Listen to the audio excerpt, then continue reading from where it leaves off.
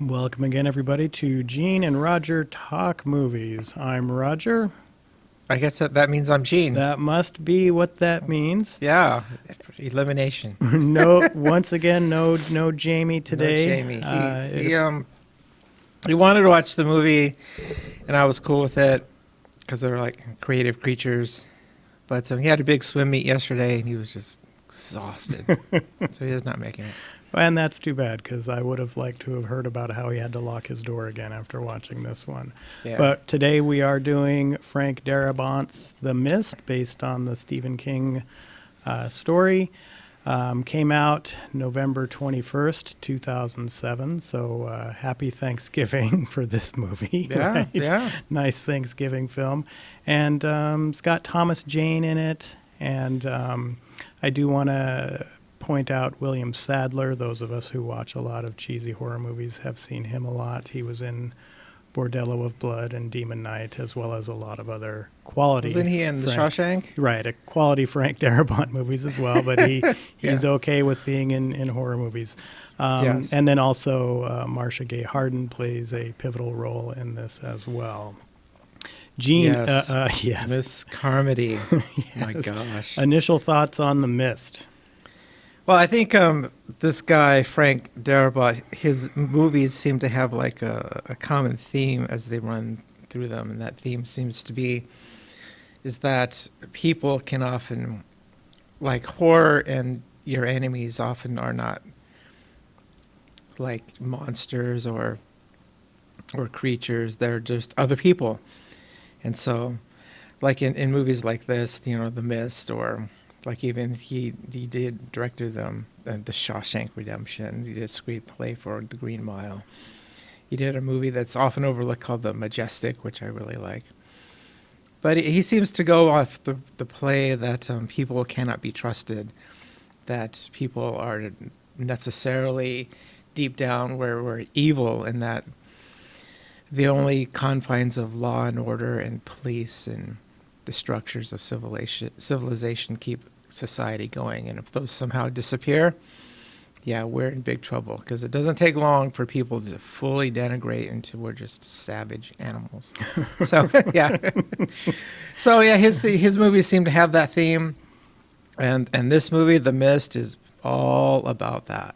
Yeah. Right, and I will also point out Frank Darabont is certainly no stranger to horror at all, because, Gene, you probably, well, maybe you know this, but he wrote the screenplay for Nightmare on Elm Street 3, Dream Warriors. Yeah, and, nice, and 3. as well as the remake for The Blob. So he's had quite a bit of experience in developing horror films. And then he was a big player in The Walking Dead.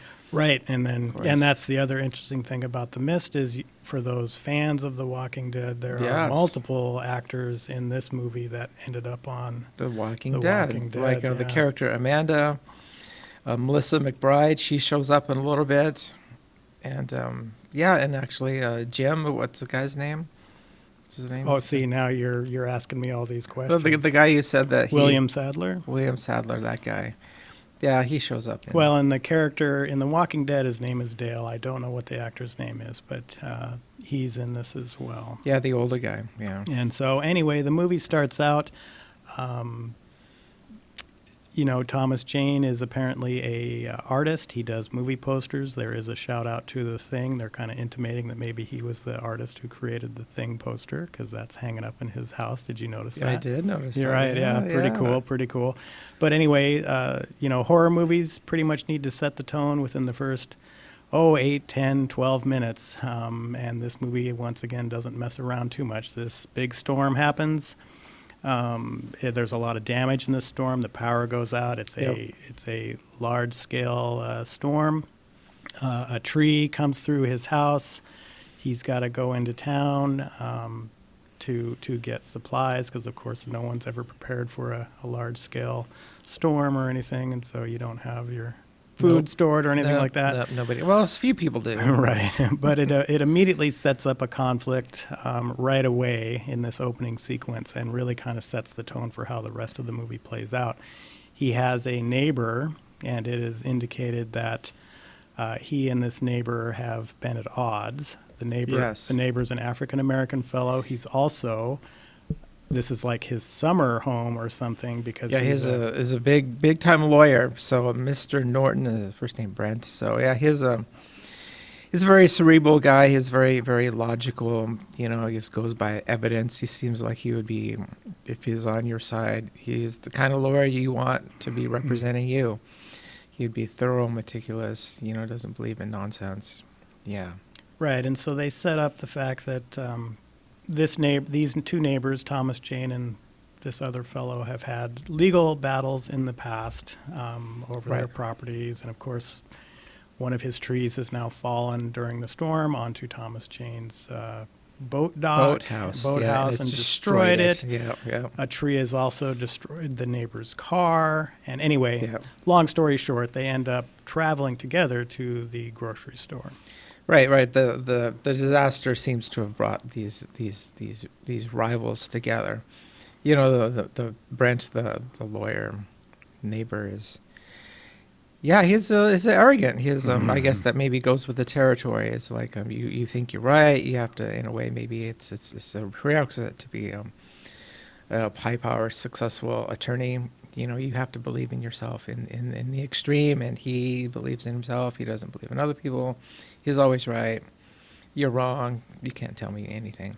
So yeah, and the guy, the protagonist, David, is, yeah, they clash, but this disaster brings them together, and they're on the way to the grocery store. Right. And of course, there's no power in the town. The grocery store's got a large number of people in there because, Yeah. of course, again, no one's prepared for a natural Well, disaster. the grocery store is, because they have a generator. Right. Yeah.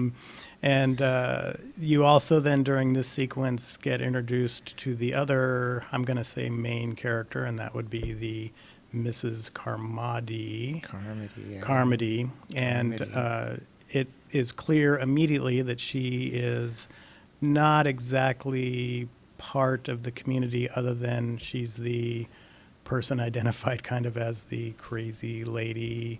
How would you explain that? The crazy religious lady who was always spouting, you know, religious themes and religious ideas, but her form of religion is not, you know, that you need to, you know, show generosity or hospitality to people, or you need to help people in need, or just be a good neighbor. No, her form of religion is all about judgment and condemnation and the upcoming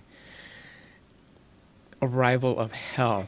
So yeah, and she is, yeah, and when in one of her first meetings with Mrs. Carmody, and she meets this character Amanda, who becomes a big player in this show, but Amanda is trying to comfort Mrs. Carmody because she's crying in the bathroom, and so she just tries to comfort her, and then Miss Carmody just is like, in a most vile way, just really insults Amanda, saying, "I would never need a friend like you," and just, it's one of the worst insults that she lays on Amanda, and then Amanda was just trying to help her out. So it kind of, you get to see Miss Carmody's character right away. You know, yeah, there's something pathologically wrong with this woman for sure. Right, Yeah, and we'll get into that bathroom scene more, because it definitely is a key moment in this Yeah. film. But they're kind of doing their shopping there, and then out of nowhere, this guy runs in, and he's like, "Oh my God, there's something in this mist that's coming into town," Yeah, and he's got blood on him. it's And Dan. He's one of the first guys. Yeah. Mhm. And Yeah. so then there's kind of this, what's this guy talking about? Suddenly this mist comes flowing in. A couple of the people in the grocery store are like, "Well, I'm just going to go to my car." Yeah, one guy says, "I'm going to go." Well, the Dan runs into the grocery store. It's covered with blood, and then they hear screams from within the mist. So they know something's up. And the guy Dan, he yells to close the doors. You got to close the doors. And so they start to, but then another guy, yeah, like you said, he says, "I got to get my truck." Like, for some reason, "I got to save my truck," or something. Mhm. So he goes out the truck. He gets enveloped by the mist, and yeah, he doesn't make it. No, they just, from inside, they just hear his screams, and then, of Right. course, his screams stop. And so Dead. clearly, and so then that Indeed. sets the whole tone. I mean, at the end of the day, this movie is very similar to any other siege movie, right? They're trapped now Right, in right. this in this supermarket. They don't know what's going on the outside. And then much like a movie like Night of the Living Dead, which we will do in a future podcast, it now becomes kind of about the conflict within the supermarket between the characters, right? Right. Yeah, it's a. There are a lot of movies that are like this. It's like you don't know what's going on as an audience member. You're watching this, and the same way as that the people in the movie, they don't know what's going on. So it's like a voyage of discovery for not only for them, the characters, but for you as well, because in a way you're all kind of in it together. Yeah, Right, so it's well done. It's put together. There are other movies that are similar to this, but yeah. Right, and I think the way Frank Darabont decided to film this movie as well is very much kind of a news report style, a documentary style. Did you notice that, Gene, where the camera is never really stationary? It's not framed like you would think a professional film would be framed. There's a lot of sliding back and forth between the characters, and for me it was kind of like this. It's like a newsreel. You're kind of documentary style, because there was a lot of background talk all the time, which would be a natural thing. Right. There are lots of people in this grocery store. Most movies, it's like, well, hey, everybody shut up because we have to focus on these actors. And no, it was like lots of different noises going on and things like that. So I thought this movie has a unique style to it as far as how it sets the mood for horror. It tries to make it seem more real time. It's really happening right now. The camera is not this professional placement camera and things like that. Did you notice that? Did you get that feel at all? I guess I don't know if I noticed that as well. It just seemed like there were a lot of like quick cuts, like you're not lingering. There are no lingering scenes.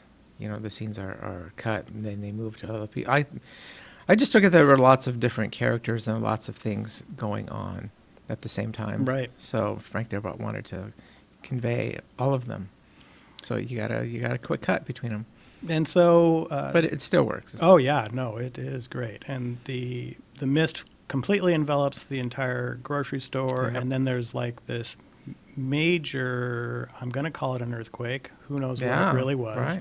But it immediately then terrifies, of course, everybody in the supermarket. Some of the lights are falling. It's really kind of crazy. And that then sets the tone really for the rest of the film, because now you have people kind of dividing into camps, like you were mentioning earlier. Here's the lawyer guy, basically like, nope, this is just a disaster. We've got to go get help. You've got the religious lady deciding that it's, a message from God or whatever. And then you've got Thomas Jane's character. And this leads David, thanks. Yeah, of course. There's way too many people in this movie. There's no chance. His son Billy is with him. Billy plays a big role. No chance I'm going to know anybody's name. But this does lead, though, to the first big real set piece where you really recognize or understand that there's something really terrible in this mist. Yeah. And what you're just alluding to, I think the divisions start, they're not, Frank Darabont puts the movie together well, because at first the divisions are slight and they're very small, and as the movie goes on they build and build and build and build. Yeah, so at the beginning they're small, and of course Brent is one of the major players in causing divisions right away, because he has to take charge. He's a big verbose guy, and he's talking, and we got to do this and we got to do that, and yeah. So.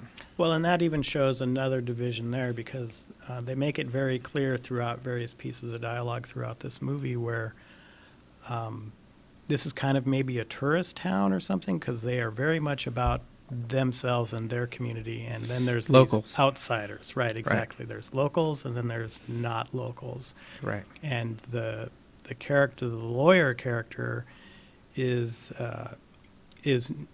not a local, but he's not really a tourist. He's kind of this in-between sort of thing. Yeah, it's summertime.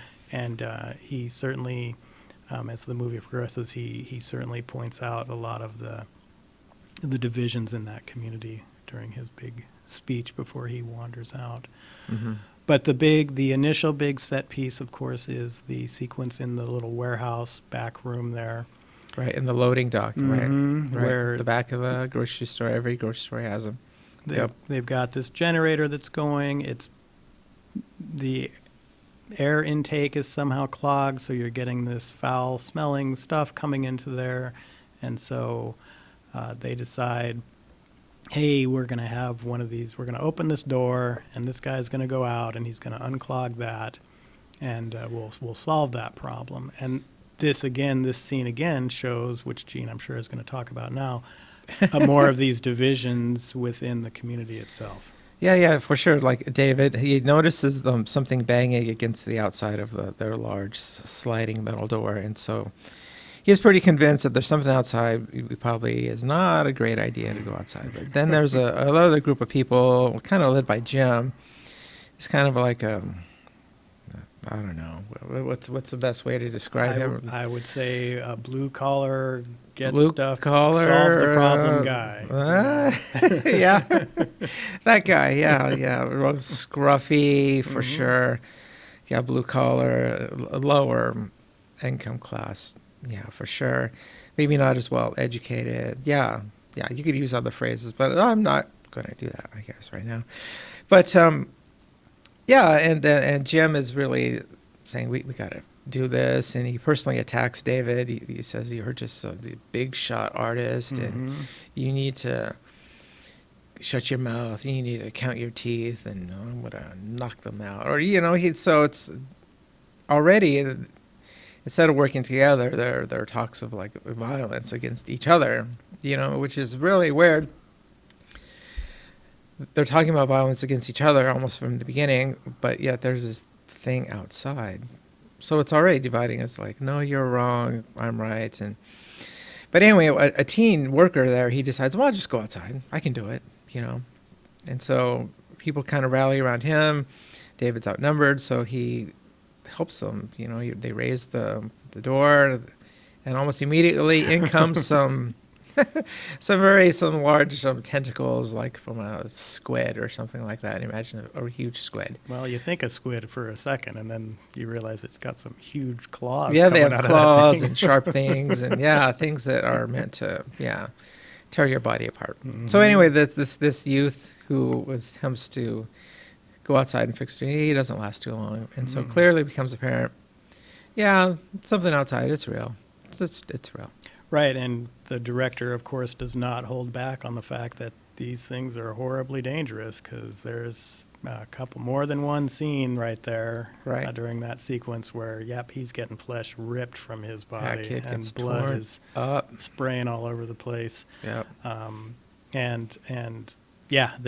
So Thomas Jane eventually gets an axe. Thank you, David. And he cuts off a piece of one of these tentacles. Right. The William Sadler character is Jim. Thank you. Is very apologetic, and there's a great line in there, and I don't know it verbatim, but it's basically just Thomas Jane berating this older fellow. We are the ones kind of with all this learned experience and wisdom, yet you let a dumb kid just basically get himself killed by trying to be all bravado and all this, and so that was you killed that kid, and that was an interesting little sequence there. And so then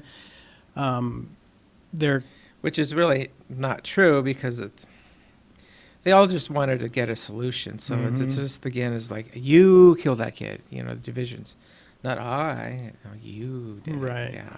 Right, and I do like the fact that they were operating under the pretense of there's no way there could be anything like a creature in this mist. They were maybe thinking for a while, maybe this plant exploded and it's kind of maybe toxic and stuff like that. They were not expecting that there's these horrible creatures out there. No, who would think that? And I do like the good line, too, from the main character, Thomas Jane, who I've already forgotten his character name. David, thank you. Where he was saying,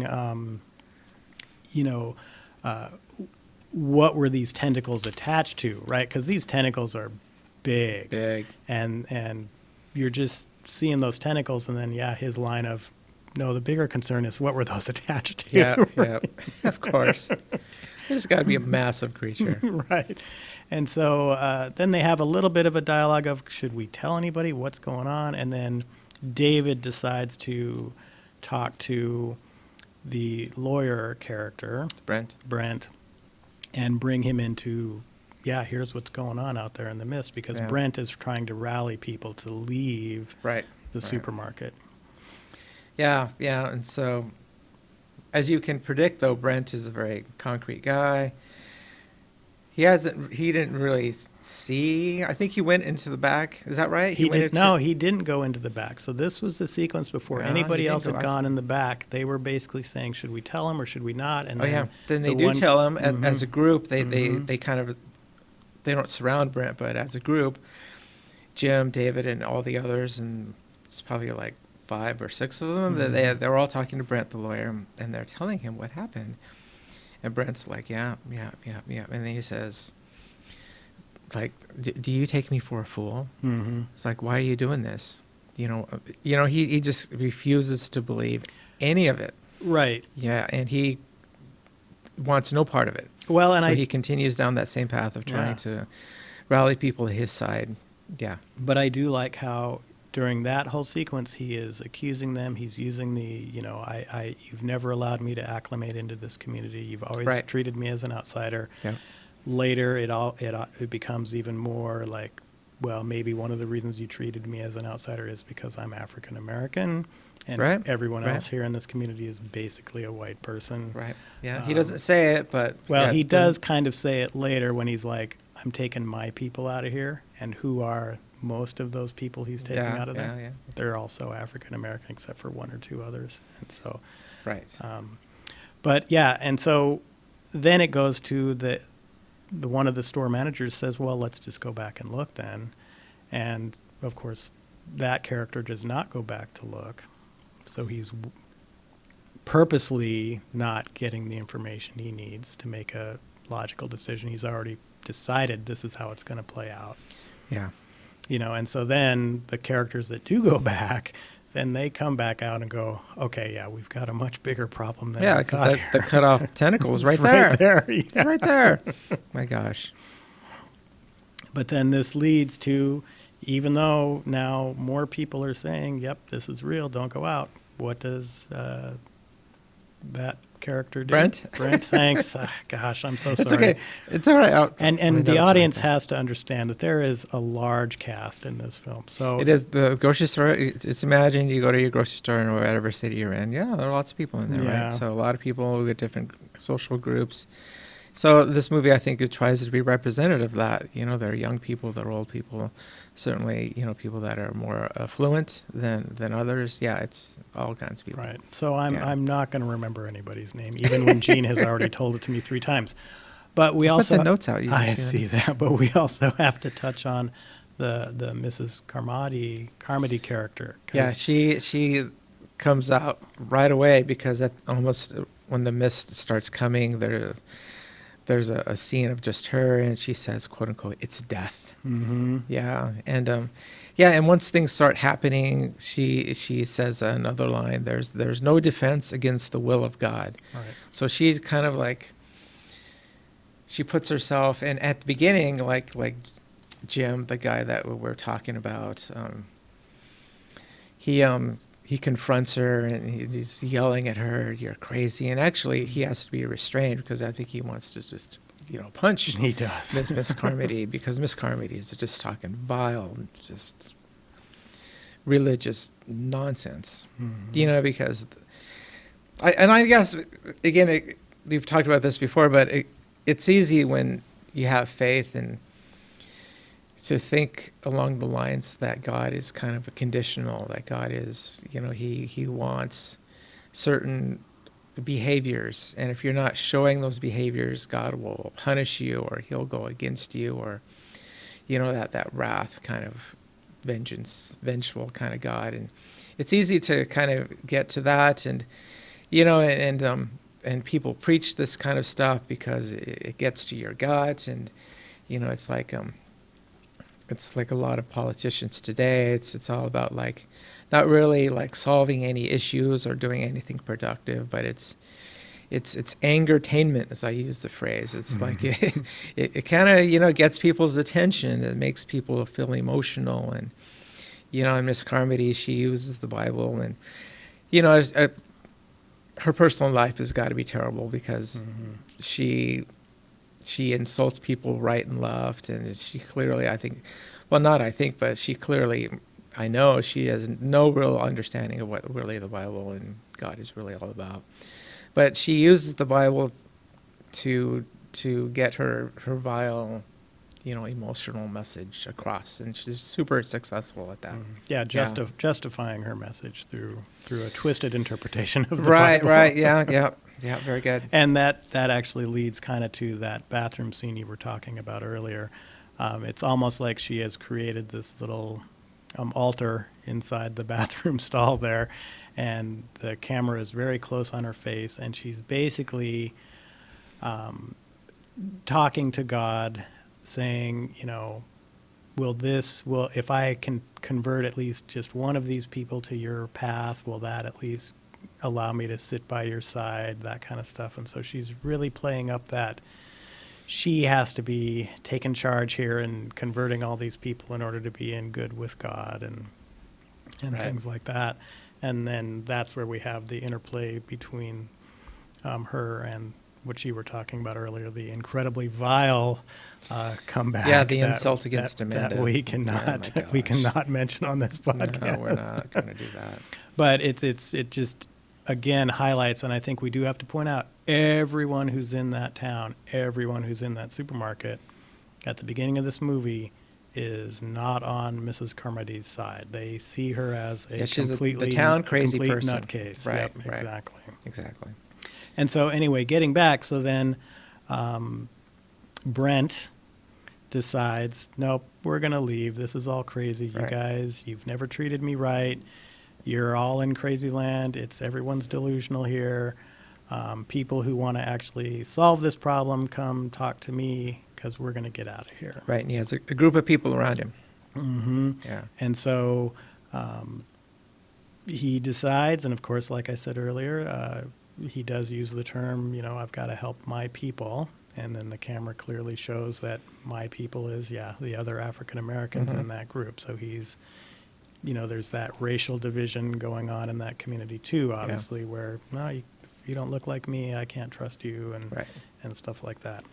And so, and then he also calls out Mrs. Carmody too, you know, which is Yeah. great.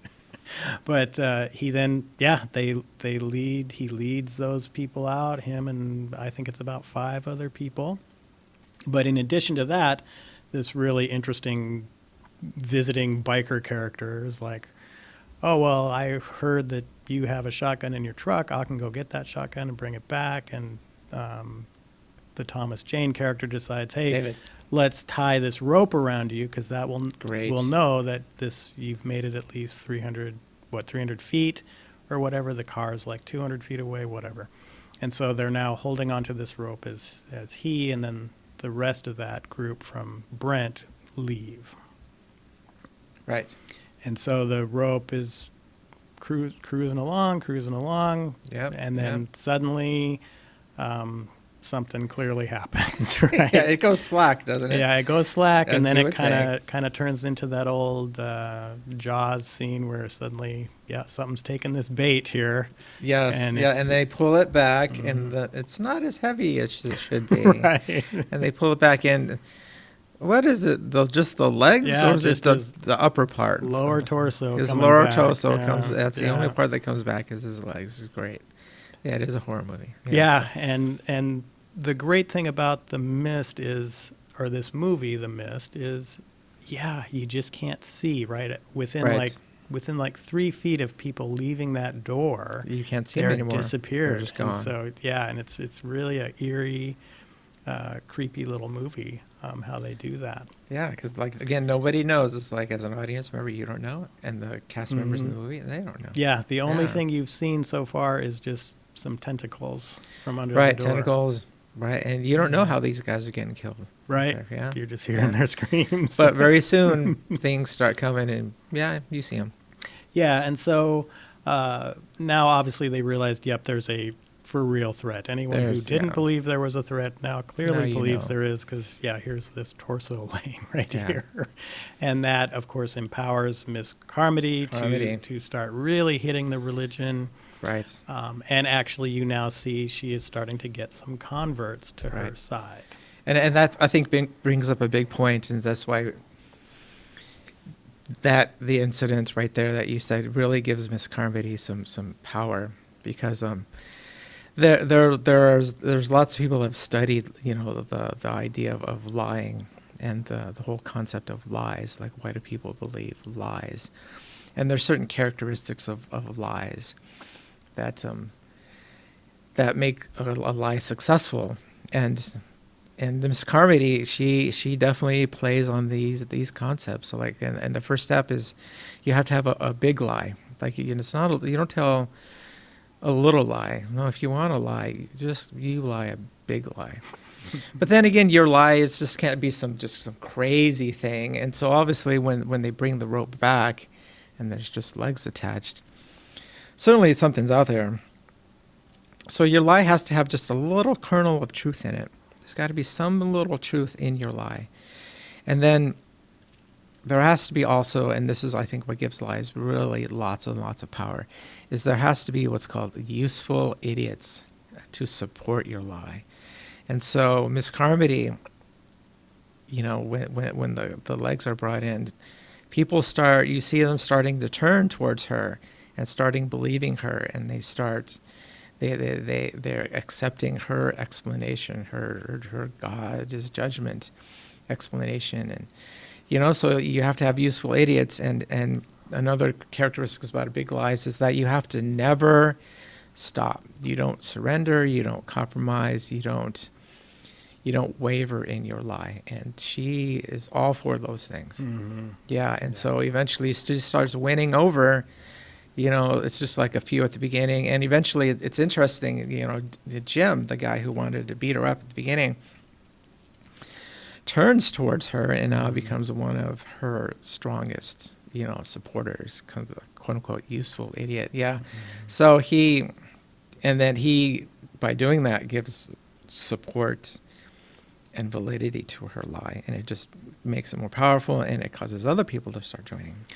Right, and I think that was the Jim character, that transformation to falling into her lies is a really interesting one. And I think it's because we've skipped over quite a bit of what happens to the Jim character throughout the movie. We'll get to that probably. We'll get to that. But it's almost like he finally reached a breaking point, because they set up very early on that Jim is the kind of guy that sees a problem and he wants to solve it. Right. And then as he goes along, he is experiencing problems that are, well, the only way to solve the problem, I guess, is to flee in terror from that problem, right? It's an unsolvable problem for how his mind works. And so to see him kind of get to that breaking point where, well, maybe this crazy lady who I was wanting to punch in the face, you know, earlier today, no, she's actually right, and now I'm going to be over the top in my support, you know. And it's, you know, how often does that happen in the world at large, right? Where you just kind of reach that point where I'm going to follow something that I knew just 4 hours ago was just garbage. Right. And now I'm in cahoots with you. Yeah. You know? Well, don't get us wrong. I think Jim is a character that, like, just say you knew him. He's probably a great guy. Mm-hmm. You know, like you talk football with the guy, and, you know, he's a friend. He's just a reliable guy, somebody that is, you know, very salt of the earth kind of guy that you would like. But these are huge situations, and it kind of reveals like what's going on deep down in everyone. Mm-hmm. Yeah, kind of this, and they even do 2 characters revealed. They even do point that out. I don't remember the character's name, but he basically was just saying, you know, when the society starts to crumble, you really start to see what humanity or what humans really are all about, right? Yeah, and because the movie, they spend like a couple days in the grocery store. And at first, like Amanda, the blonde-haired woman, she becomes allied with David, the major character, and also Dan. That he came in. He was one of the first guys who came in from the mist, and her idea is, well, people are fundamentally good, and people, we're all good inside. We should try to seek out the good in people. And Ollie, one of the store workers, who you kind of see him as kind of a meek kind of character, but he turns out to be very much not so. But he has a great line in this movie to counter look at my notes, to counter Amanda's thought that we're all good. Is like, no, he says that we're all quote unquote fundamentally insane. That's his line. And so if the only thing that holds us together is the police, really, the expectation of consequences if we do something wrong. But if you put stress on us, we go insane fairly quickly. Yeah. And it's playing out right and here. It plays in the out right supermarket. in front of them.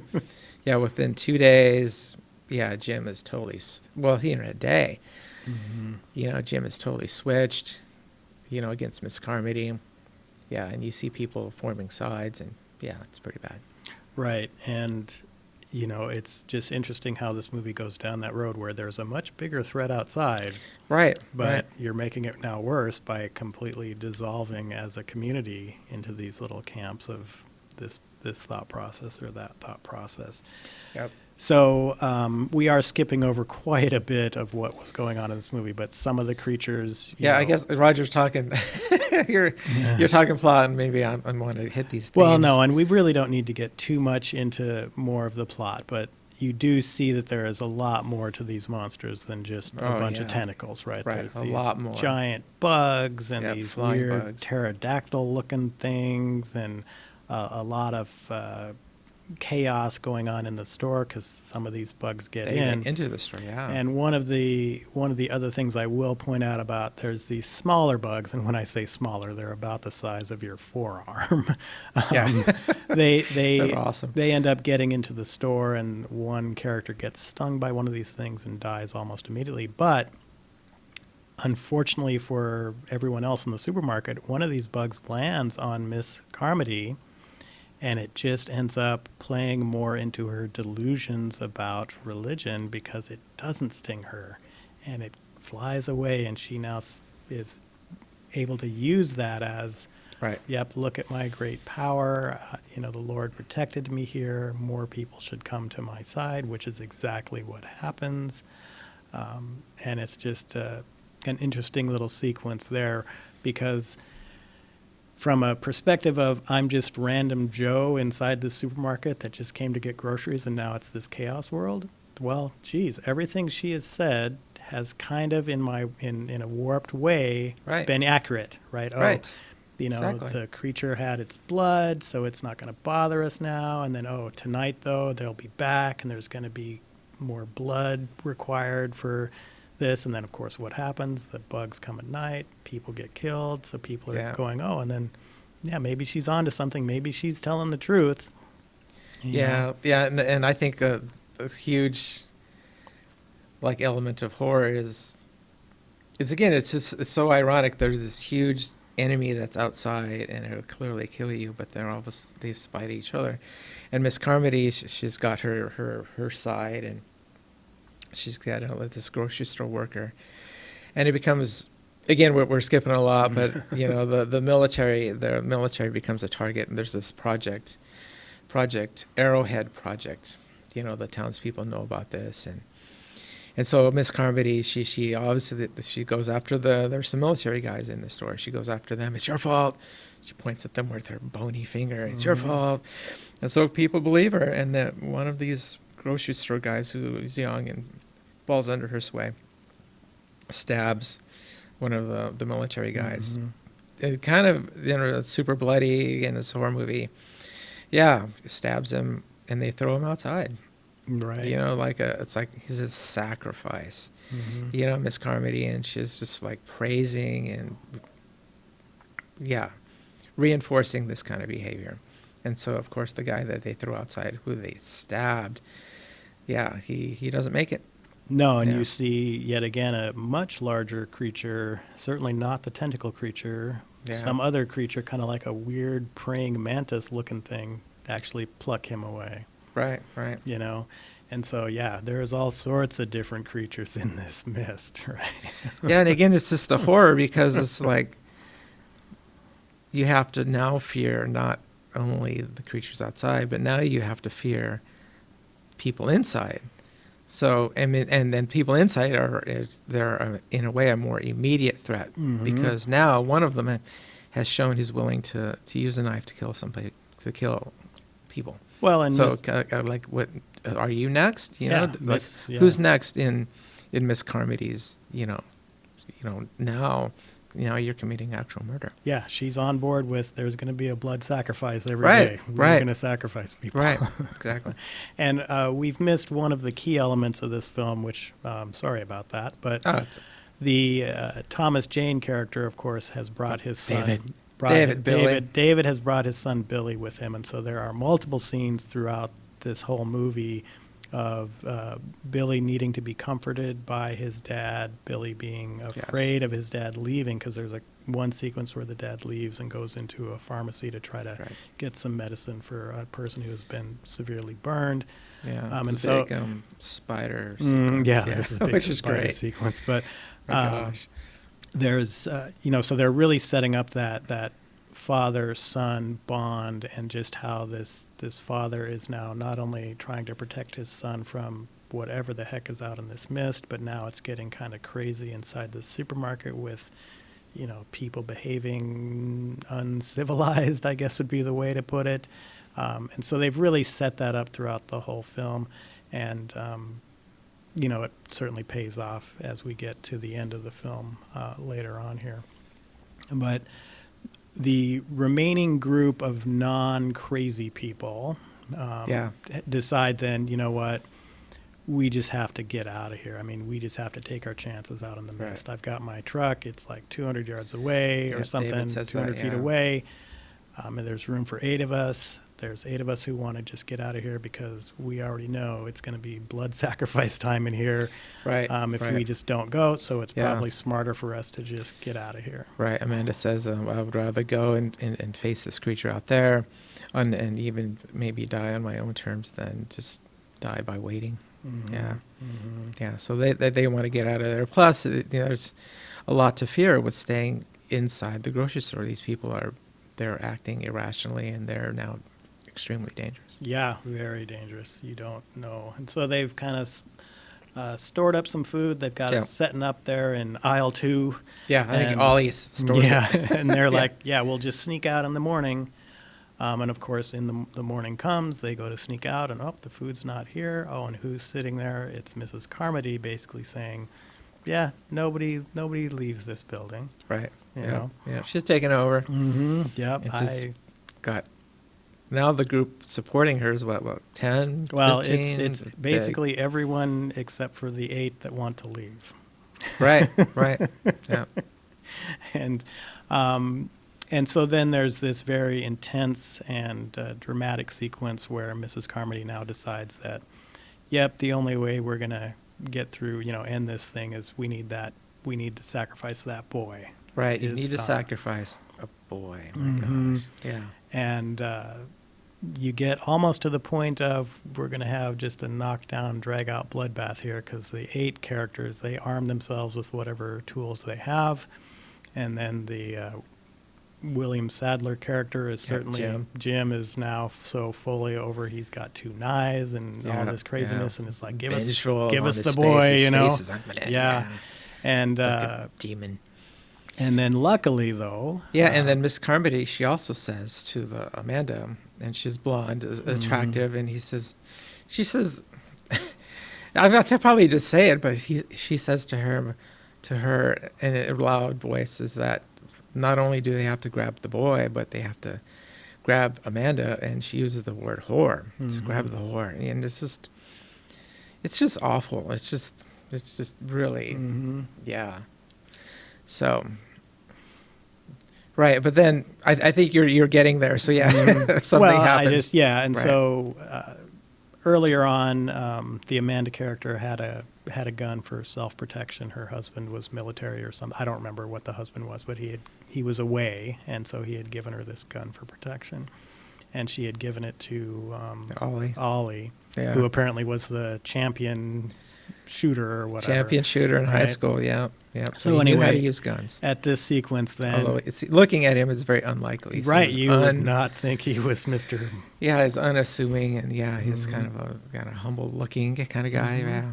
And so anyway, shot rings out. This guy Ollie has now shot Miss Carmody in the stomach, and then he pops her right in the head. Right in the too. head. Miss Carmody's over. And it was interesting then how once her spell was broken, once her evil had been terminated, everyone else then kind of mellowed out. Yeah, you the know? temperature went down a lot. Yeah, and A lot. then that allowed these 8 characters to now leave the building, enter out into the mist to try to get to David's truck. Right, right.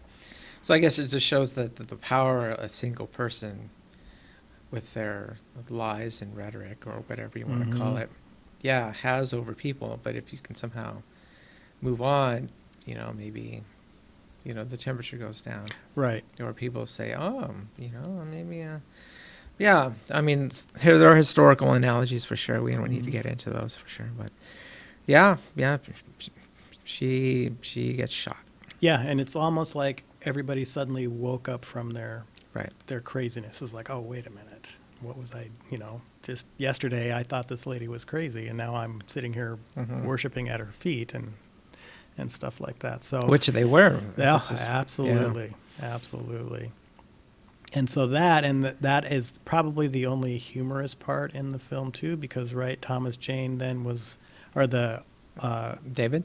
The guy who shot her. Yeah, Ollie. Was basically, I had to do it, and Thomas Jane was like, yeah, thanks.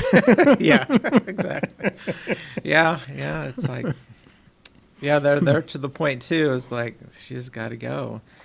Well, she would have called her I don't know, her side to they would have stopped them from escaping. And they were armed with knives. So so. No, and the one guy who had already killed that soldier stabbed him multiple times. He was right there too. He was ready right to there keep too stabbing with his knife. Yeah, he was gonna do it again. No, and so anyway, they get out into the mist.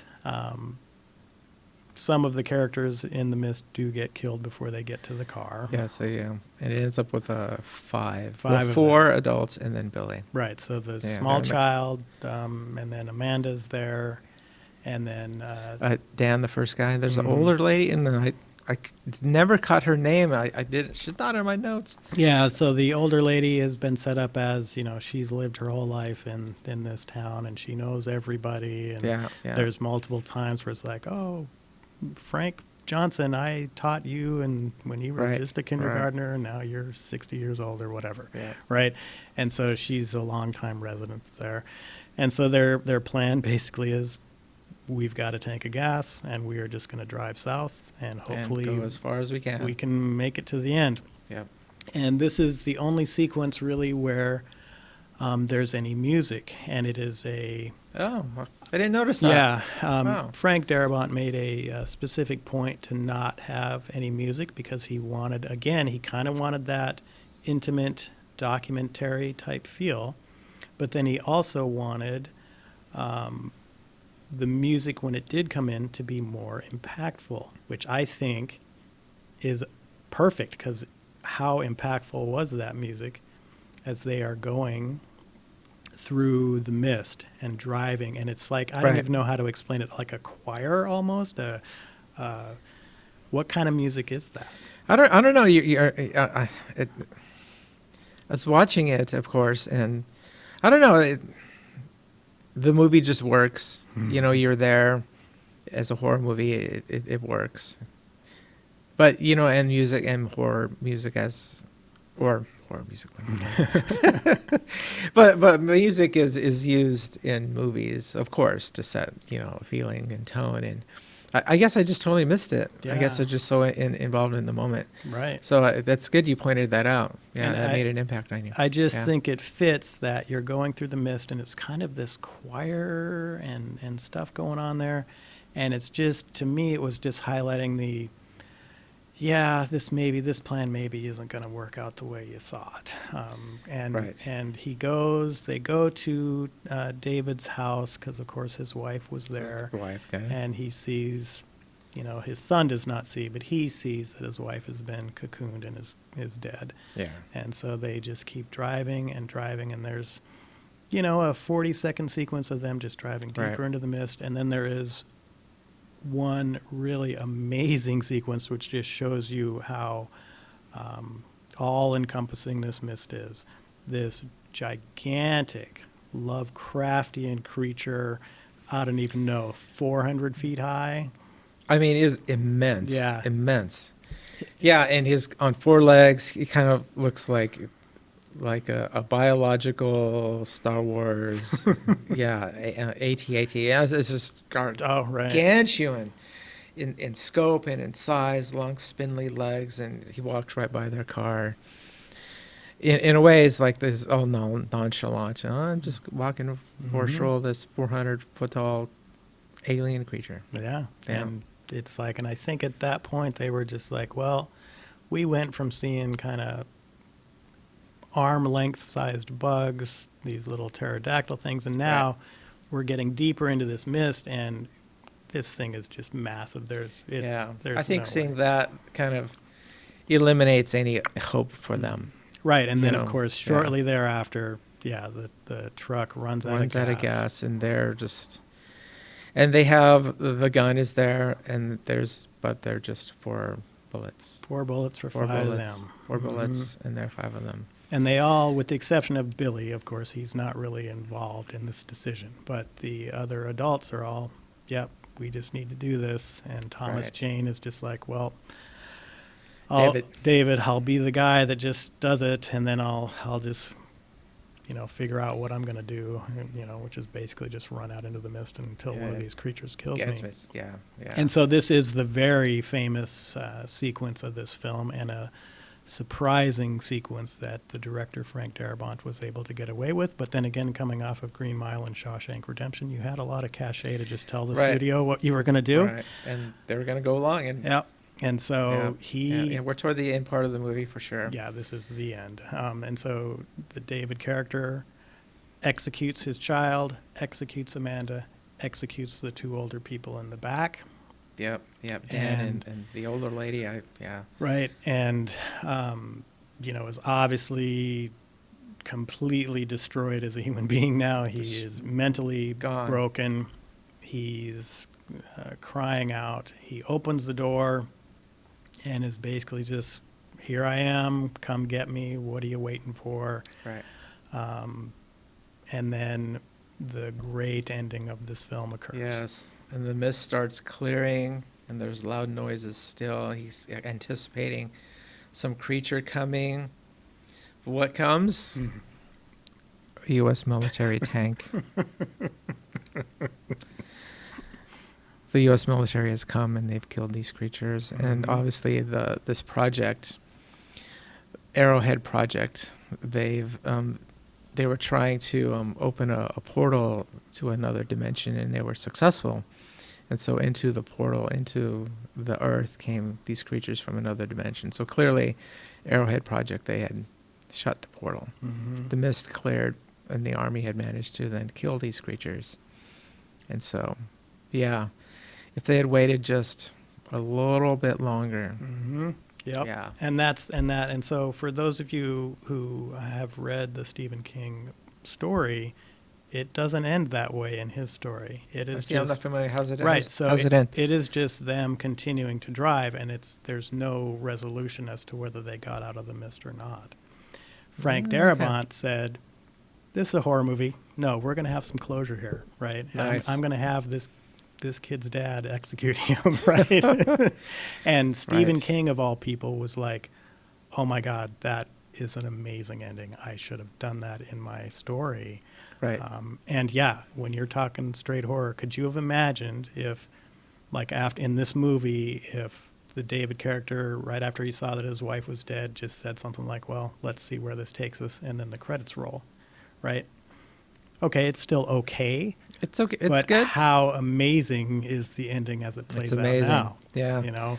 Yeah. Yeah. And the other thing about that ending is, who said you had to make a blood sacrifice of this child to end this? Well, Miss Carmody, Right. but it's but he wasn't sacrificed though. Well, but he was. See, we had to execute this boy. And I don't know. I think that's a little bit. I think you're reaching a little bit. I think they killed. He killed them because they wanted to be in charge and go out and die. With being shot, which is quick. And they know what's coming, but they fully expected that the creatures were going to get them at any time, and they were going to die horrible, painful deaths. So let's do this quickly and just get it over with, because they saw that huge 400-foot tall thing. There was no hope, not a sliver of any possibility of rescue or redemption. They saw their only way forward is let's just be in control, and let's just die, kind of, the phrase, die on our own terms. And I do think in the back of Frank Daramont's mind, though, he was like, this kid is dead, and now the military shows up and really, it was all about having to sacrifice that child if you wanted to follow the Mrs. Carmody. I think if you go down that line, I think that you're going a little off track, because clearly, I mean, come on, the death of the kid had nothing to do at all with the military closing the portal on the Arrowhead project. That was clearly done totally separate. And the military, firing 120 millimeter rounds into a creature to kill it, that has nothing to do with a kid being sacrificed. Right. Yeah. But why didn't Thomas Jane and the rest of the people in the car hear all this crazy action going on with all these explosions and stuff, with the military killing all these things?